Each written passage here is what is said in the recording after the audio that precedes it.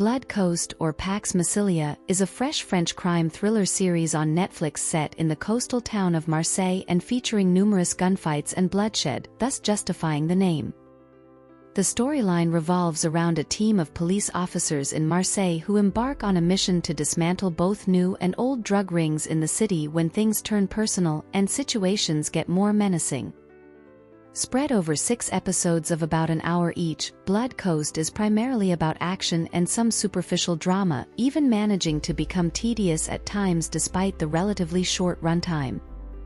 Blood Coast commences on a rainy afternoon somewhere in France when a hardened criminal man is being escorted by heavily armed police forces as the convoy heads towards a specific location.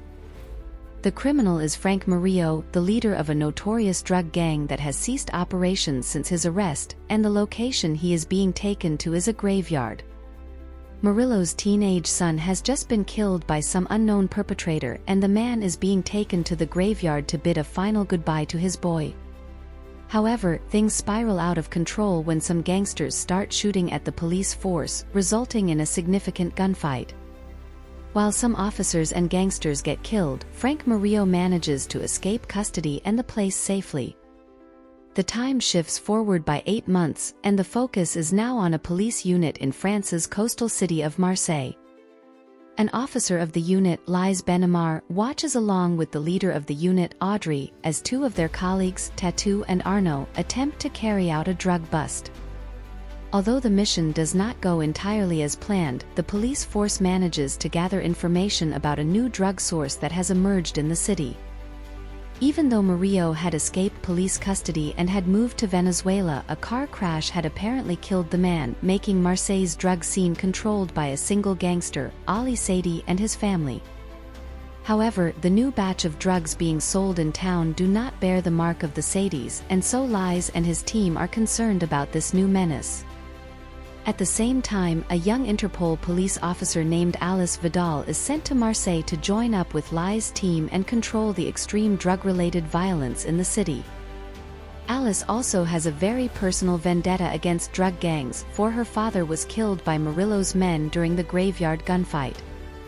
Lise also faces some troubles within his own police unit, as Internal Affairs Officer Victor Miranda launches an investigation against the man for having alleged ties with criminals. Although Lise does have to be in touch with gang members at times to do his job, and his boss Marion Fabiani has been able to protect him so far, the man now has to deal with problems both internal and related to the drugs.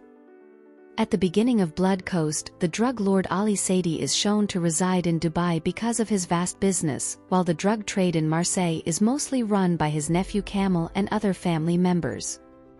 However, this situation changes very quickly when the family faces animosity from both sides.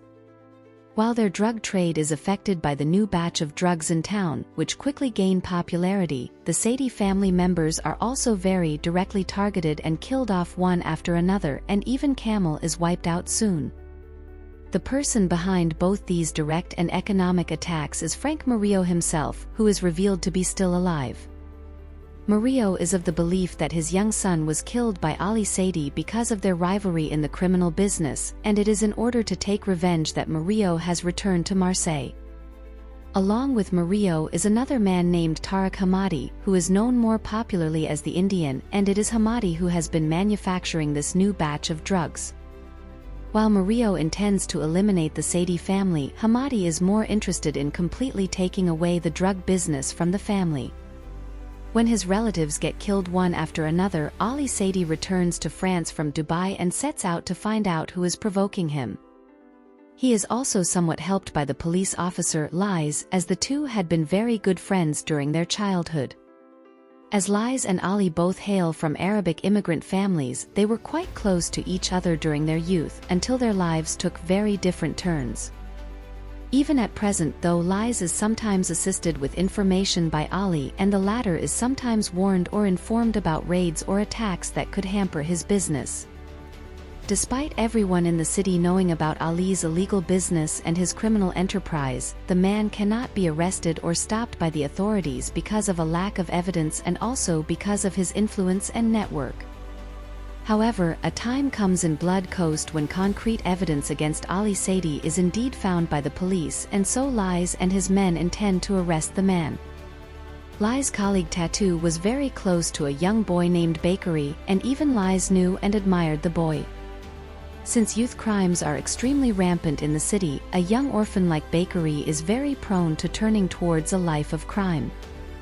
This is exactly why Tattoo looks out for the boy, as it is once mentioned that the man himself had been losing his life to wayward activities until he was taken in by the police force. Therefore, when Bakery goes missing for a number of days, Tattoo is very concerned about his safety. Eventually, though, Bakery is found, and the police force also soon finds a video of the boy beating up someone else of his age at an old stadium. It is revealed that Bakery had been appointed to work for the drug trade of Ali Sadie, and the handlers of youngsters often shoot such videos of assault and violence to threaten the kids into working for them. With this evidence in hand, Lies and his team apprehend two brothers who are known to be handlers for kids. The two men confess to Ali Sadie's ties with the whole operation, and they also agree to testify in court when the time comes. Lies informs Ali that the police will come to arrest him, but the latter refuses to leave the country. Lies and his team finally arrest Ali Sadie, and the man is imprisoned, but the very end of the series confirms that he will not be kept behind bars for long. Ali's trusted henchman, Tobias, manages to break into the hospital and the jail to kill off the two handler brothers, and so both witnesses and the biggest pieces of evidence against Ali are lost. Without any solid proof against him, Ali Sadie will once again walk out of prison in a short time. As Blood Coast progresses, it is revealed that Lies Benamar had once been a part of Murillo's gang, as he had been working undercover for the police at the time. It was Lies whose efforts had gotten the criminal arrested for the first time, but this was obviously seen as a huge betrayal by everyone in the Murillo gang. During that time, Lies had also been the lover of a woman named Fanny Santiago, who was in the same gang as him. The two had been lovers for a long time until Murillo's arrest, and at present, Lies finds out that Fanny is now Murillo's lover and partner in Marseilles. It is gradually revealed that Fanny had a daughter named Zoe, who was most definitely Lies, as the little girl's age coincided with the police officer's romance with the woman. Aside from the unnecessary element of drama that this element is made to eke out, it is this very relationship that becomes central in tracking down Murillo. Although the police find proof of Murillo's return to the country, there is no way for them to find out his location and arrest the man. Lies, therefore, starts to make use of Fanny to track the man down, and he sends his team members to the woman's house, knowing well that she will return to take her daughter away. The plan does not work exactly well, as Fanny is able to take Zoe away to Murillo's hideout, but Alice follows the woman and finds the location. Lies and the team soon reach the place, but this brings in more danger as Tobias follows the man and now brings Sadie gangsters along to kill Murillo and exact revenge for their boss, Ali. Murillo manages to escape, but Lies saves Fanny and Zoe, following which he even gets a DNA test done on the girl, just to know for sure whether he is her father. Very soon, it is found out that the real killer of Murillo's son was not Ali Sadie, but Tariq Hamadi, who had so far been posing as Murillo's helper. Back in the past, Hamadi had intended to kill Sadie and had shot at the man in order to take away his business empire, but the bullet missed him and accidentally hit Murillo's son, killing the young boy instantly. Hamadi had kept this a secret for so long, but now that Lies finds proof of it, he sends word to Murillo about it. Lies plans to use Hamadi as bait to bring out Murillo in the open, but this plan also fails when some vengeful teenagers kill Hamadi, for the man used to exploit them for his drug trade. Lies tells the youngsters to lie to Murillo about Hamadi being alive and to falsely inform the man about his presence at a particular spot that evening. Lies is confident that Murillo will come to the place to confront Hamadi and take his revenge for having killed his son, and this is exactly what happens. Although Murillo figures out the trap after some time, he is ultimately chased down by Lies and Alice, who successfully arrest him. Lies receives a hero's welcome the next day for having managed to capture the man who was believed to have been dead for so long. Alice Vidal also completes her redemption, for she had known about Murillo being alive and had come down to Marseille only to ensure that the man was arrested. Although the external trouble with regards to the drug gangs is solved for Lies after his arrest in Murillo, the internal pressure against him still poses a threat to the man. The internal affairs officer, Victor Miranda, does not give up on his plan of finding the truth about Lies, for he firmly believes that the police officer is still linked with criminal gangs. While this is actually true, Lies does all of this only to ensure that crime and violence can be kept in check. Miranda has a hunch that Lies and Ali Sadie have been talking in recent times because of their friendship in the past, and so he tries to find proper evidence against the police officer. When Miranda is unable to find anything on his own, he starts to pressurize Tattoo and Arnaud to spill the beans on Lies. Although Tattoo does not have anything too serious against him, Arnaud had been having an extramarital affair as his wife was terminally ill, and Miranda had found out about this. The IA officer blackmailed Arnaud over this, threatening to tell his wife about his affair if he did not help him pin Lies.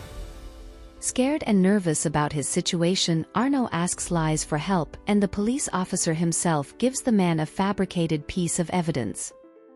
This voice recording is of Lies confessing about his regular contact with Ali, and Arnaud finally turns this in while also beating up Miranda for being such a stickler against the good guys. During Blood Coast's ending, Lies gets arrested by the police after Miranda informs the authorities, but the IA officer is disheartened to learn that Ali Sadie is being released from prison because of a lack of evidence. While Lies had done so much for the city of Marseille right when he starts a romantic relationship with Alice Vidal, the protagonist is arrested for his associations with the criminal gangs, and Blood Coast comes to an end with this very scene. The man had also now refused to open the results of Zoe's DNA report, deciding to let Fanny take the calls about Zoe's life since he had been absent from her life for this long. And that wraps up our journey through Blood Coast, a gripping tale of crime, vengeance, and redemption. If you enjoyed this recap, don't forget to like the video, subscribe to our channel for more exciting content, and hit the notification bell to stay updated. Thanks for watching, and we'll see you in the next recap.